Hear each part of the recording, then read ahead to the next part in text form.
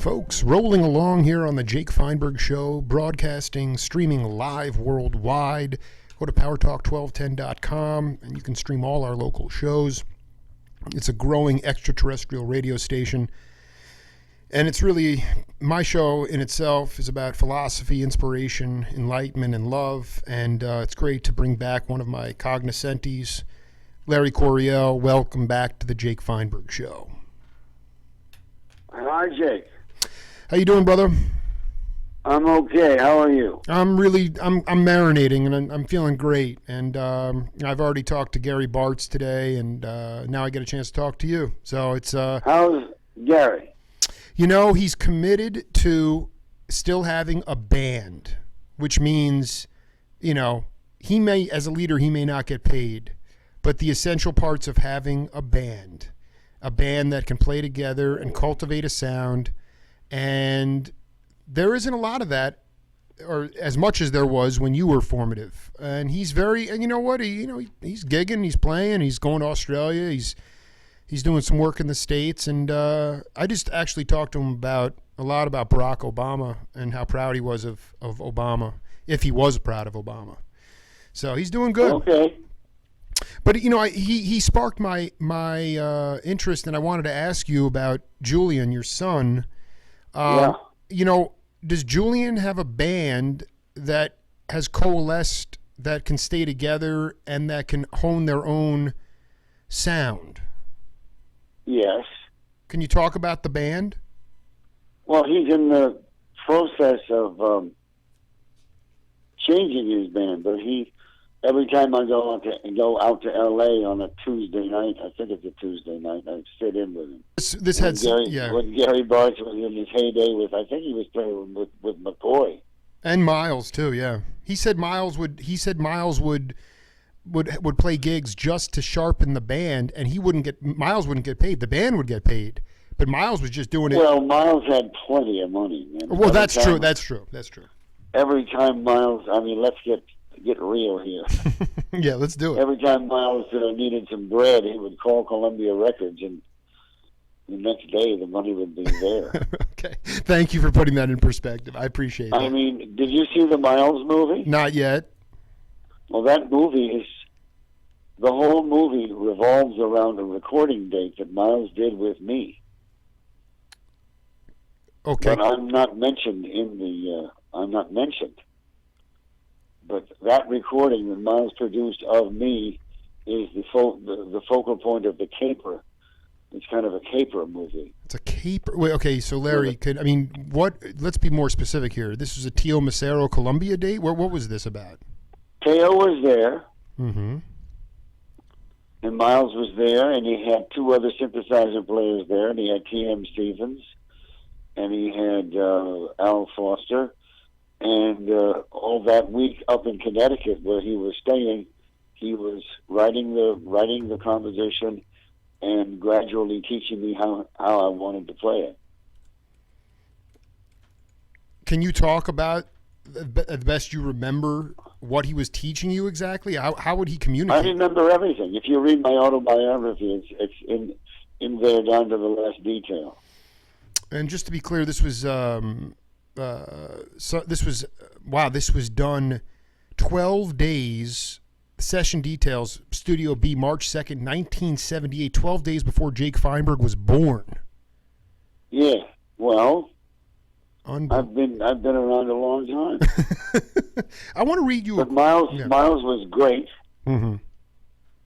It was great being mentored by him.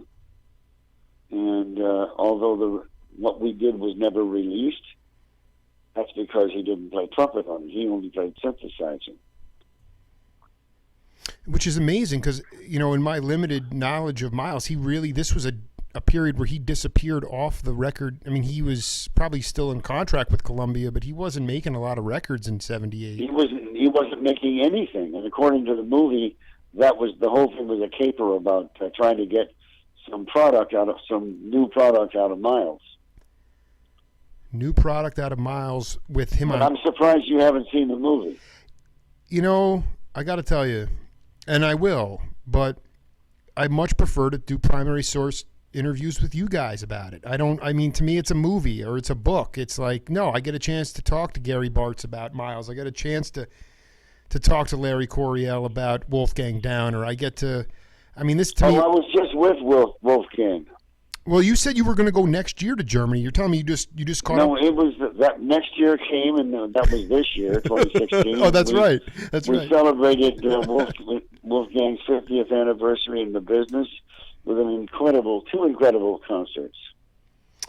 You know, I want to read you this quote, and then I want you to talk about, from your perspective, how this influenced you. This is from a bass player, Bill Crow, and he said, "I love Bill Crow. So do I. He's from Seattle. He's a badass." He said, "That's right, he is," and he was one of the cats that played with RC, otherwise known as Ray Charles. But he said Kenny Clarke was one of the guys who changed the way drummers play because he couldn't play the bass drum that fast. He didn't really have chops to execute things as well. He used a lot of rebound. He wasn't a trained technician. He heard the music in a wonderful, dancey way. He figured out that if he left the 4/4 out of the bass drum and used it for accents and put the time on the ride cymbal, then you could hear the bass player and the piano chords better. He didn't have to work so hard. As soon as other drummers saw what he was doing, Max Roach took it to another level, as did Roy Haynes. Can you talk about that style and how Haynes, how Haynes accentuated that style from Kenny Clarke? Well, I don't think Roy Haynes did that.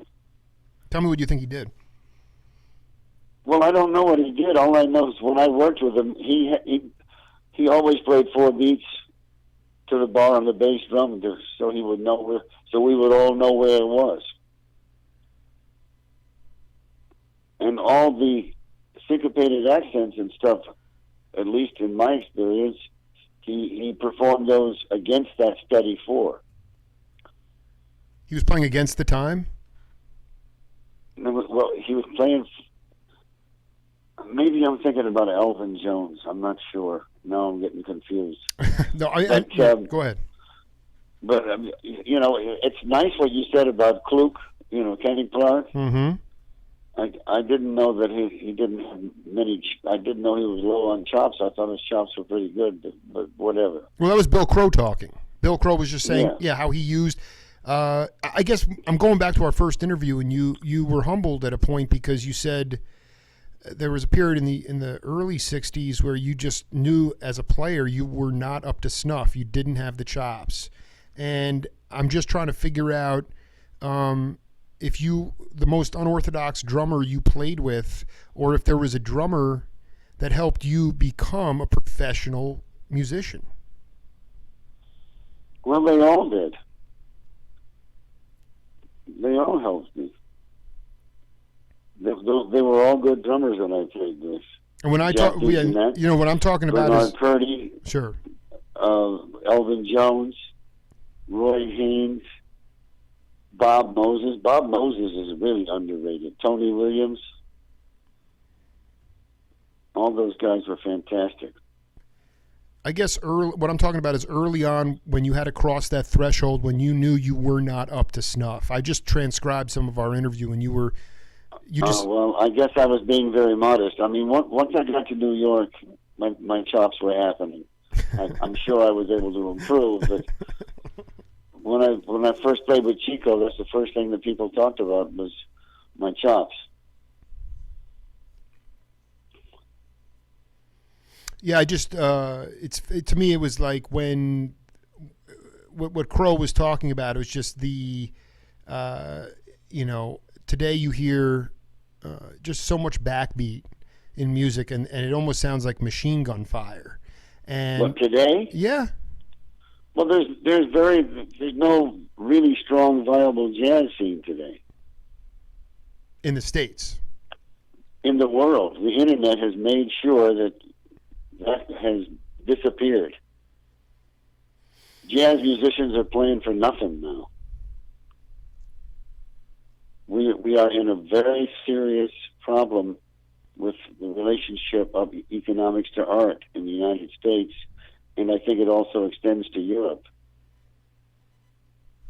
Very frightening. I agree. Can you I explain? don't know how young players who are good are going to come out of school and make any kind of a living because they play for so little money. Right, in the past, when you were a barefoot boy in New York, I mean, the cost of living kept up with minimum wage, or if you were on union. Oh, I don't know. I don't know about that either. Oh, it definitely did. That particular time, I didn't care. I don't even remember talking money with anybody for the first 10 or 15 years of my career. Right. Well, because you were you were just into the music. But I'm talking about, you can look back at the statistics, 67, 68, the cost of living kept up with minimum wage. You could live, but you can't live with paltry money now. I want to go back to this point. Why is art not? Why is a musician like Dizzy, or who used to be treated with in the same respect as a doctor or a lawyer? How have we gotten to a point where musicians are not even considered a profession anymore? How does that happen? Well, I don't think it's that bad, but it happened, I think, because of the technology made it impossible to have a viable recording industry with certain exceptions. I mean, there are people who are still selling records. And the record companies are finding ways to do that. And we just made a deal. I reorganized the 11th House with Randy Brecker and Alphonse Mouzon. And we made a record at the beginning of this year, which will be released in the summer. It's a new 11th House record. Instead of playing the old compositions from the 70s, everybody composed new stuff, and it came out very nice. And I wish there was a way I could let you hear it. Well, I mean, I can give you my address, or maybe send me. Oh, I wouldn't know how. I just have it in my computer. I would not know how to make it possible for you to hear it. Okay. Well, I guess, how did you bypass this? Where do you live, in Tucson? I sure do. Yeah. Well, why don't I fly out next time I fly out to Tucson? No, you're calling. I'll come over to your place. We'll plug into the speakers, and you can hear the whole thing, fully mixed and mastered. Okay, I'll pay for half your plane ticket.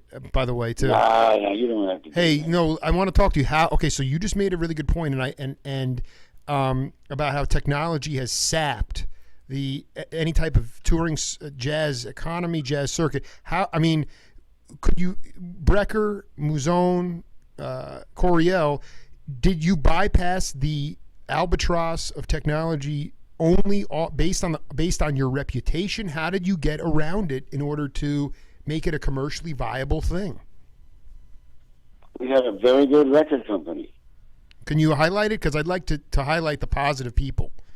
It's called Savoy Jazz. Okay, well, they've been around forever. How and explain the values and how they treated you and how they got it to a point to make it successful. Well, we had a 1 week run at the Blue Note in, I believe, August, and they came down unbeknownst to me. They came down and they heard the band, and then they said they got a message to me that they wanted to sign us. And it was a decent deal, and I went ahead and signed the contract, and I paid the guys some money to come to Florida at the beginning of this year in January. In the first 5 or 6 days of January, we recorded the record, and it came out terrific. Well, I want to hear it. I want you to follow up on coming out here. You can crash my wife and kids, and we'll have a barbecue and everything. But I want to hear that record with you in person. Yeah, I think it's one of the greatest records ever made. Why do you feel that way? It sounds weird coming from me because I'm on it, but every time I listen to it, I think, man, this is right up here with Kind of Blue, or whatever that Miles record was. Did you have any piano on it? Mouzon put some piano on there. Oh, wow. But the original keyboard player was not well enough to play, so I used Julian to play some of the keyboard rolls with his pedals on guitar. How much of it was done live were all warm bodies in the studio together? I don't remember, man. It was like insane. Nobody got any sleep. Just listen to the record. There was a lot of overdubbing and a lot of people staying up all night working on the arrangements and the certain bass lines and, you know. But I guess all I'm saying is you, Alphonse, Brecker, Julian in the studio burning. Did that happen? To a degree, yes. Okay. I want to throw out a few names to you. See the last time that you have even connected with these cats. Columbus Baker. He's still around. Right. Played rhythm guitar with the Free Spirits. Yeah, he's still around. I mean, that was the era when everything could go with everything because it was the Byrds and Procol Harum and Beatles and LSD and but Chip is doing great. And then Chris Hills. I'm trying to get to this cat. I got his number. He's out in I think. Oh man, he's a recluse. I mean, he doesn't really come out. Right. But I assume he's okay. And then this other cat, Ted Gerke.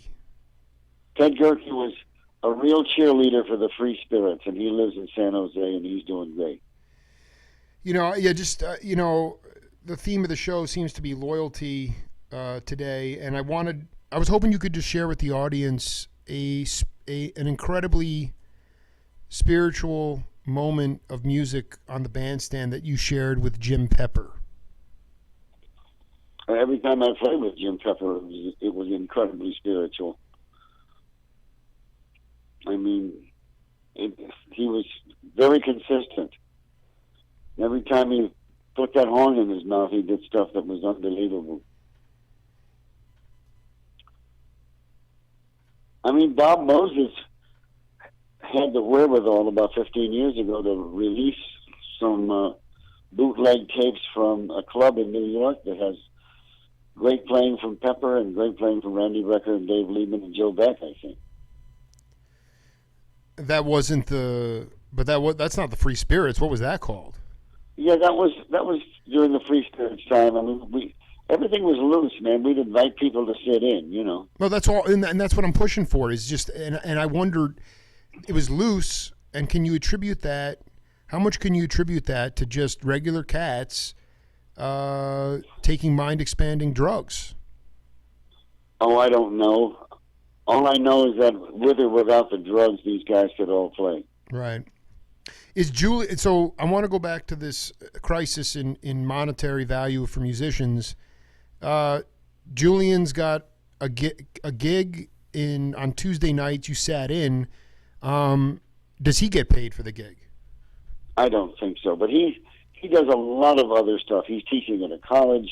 He works with a lot of pop musicians. He's up for being a guitarist involved in a Russian ballet. L.A., they have a lot of stuff like that in L.A. He's doing fine. Okay, so forget about Julian, but you just said that there's a crisis. So, I mean, can you give an example of this crisis? Well, Julian tells me that if he calls somebody for a gig, or somebody calls him for a gig, they automatically assume that he's going to do it for free. And if he asks for money, the guy doesn't call back. Wow. That's what it's like. What is that? We have to find ways to do our music and do our creativity and also get a good business model.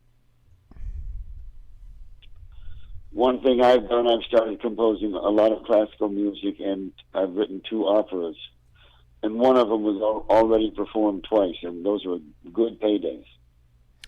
Why is there money for opera and not improvisational melodic invention? Well, there's a lot of improvisation in my first opera. That's another. Well, but I'm saying like Charlie Parker.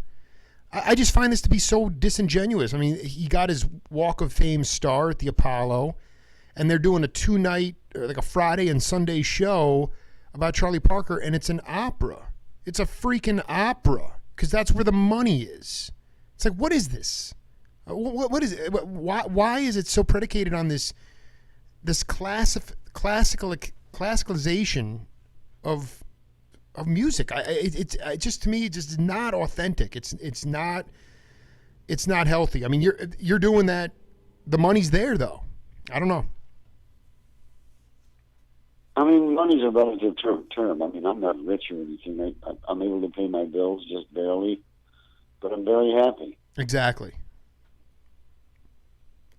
I'm working on a Gershwin transcription this afternoon, which I need to get back to.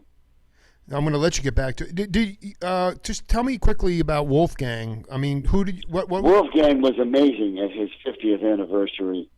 And it was a real showcase of European jazz. He had the United Jazz and Rock Ensemble, especially the drumming of John Heisman was amazing. Oh my God, I love that cat. He had all these German musicians who could play their tails off, but the real star of the show was Wolfgang. Man, he got up there on the piano and played his tail off.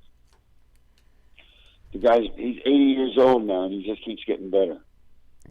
Was Klaus Doldinger there? Klaus was there, yeah. I need to I called Brian Auger this week, and he got me Klaus's number, but I need to tap into those European cats.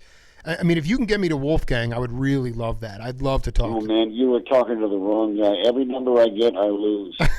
No, but I mean, anyway, just go to the website. All right, I'll check it out. Hey, Larry, listen. I'm just not one of those cats, you know. Hey, no sweat. I mean, listen, I've been burrowing. I'm getting calls while I'm on air from Benny Maupin. The guy hasn't called me in 7 years. I've been trying to get him on the show. It'll work. Who's that? Benny Maupin. Who's that? Benny was a pretty prodigious, multi-reedist for Herbie, among other things. But, started out in Horace Silver's band. Benny Maupin, Maupin. You definitely know who he is. You mean Benny Maupin? Thank you.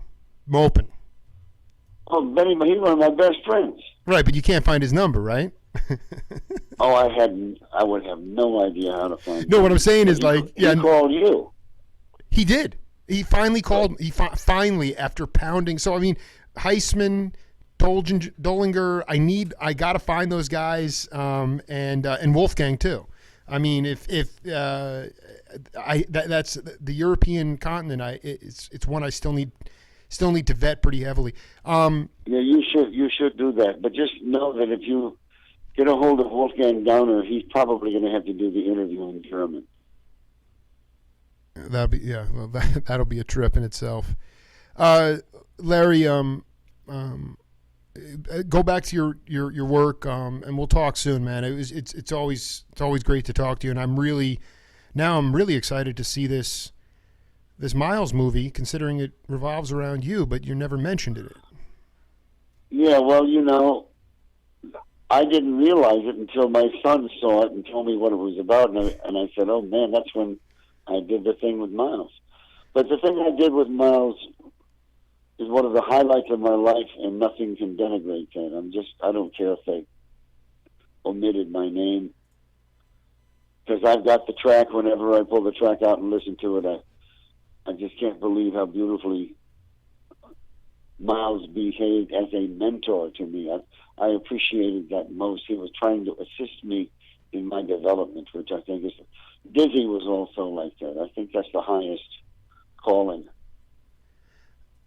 Well, okay, but you just opened up a door there. Can you just give an example of either Dizzy or Miles, how they helped you? I mean, had you... Well, if Dizzy didn't like what you were playing, he'd make a face. And then if you started changing what you were doing and he smiled, you knew that you got the message. Dizzy was very intuitive. With Miles, it was specific stuff. He said, use more space. He said, use more space. Put more holes and don't finish your phrases. That was the best thing I ever learned from him. Never finish a phrase. Was this March 2nd, 78 date the first time that he mentored you, or you must have crossed paths before then? Yes. No, that was the first one. Miles was great, man. he just wanted to make music and help other cats out if he liked the way you played. I mean, look at what he did with Mike Stern, with Keith Jarrett, with Chick Corea, Lenny White. He helped all those guys out. He was like basically a really good guy. Yeah, no, I completely agree. I mean, probably extremely misunderstood by. Oh, but that was part of the appeal. That was part of the shtick. All right, Larry. Well, I mean, what an honor. Yeah, man. Right before he went on stage one time, he said to one of his musicians, he says, "Watch this stuff. I'm going to turn my back to the audience." So he did that stuff on purpose, just to, that was his little bit of showbiz shtick, I guess. Right. Well, the thing is, I just want people like you are making sure that the world does not forget Miles, because he's too important to forget. Well, I don't want him to forget Dizzy or James Moody or Oh, Moody was the greatest. I know, and it's you know what it is. It's not about preservation.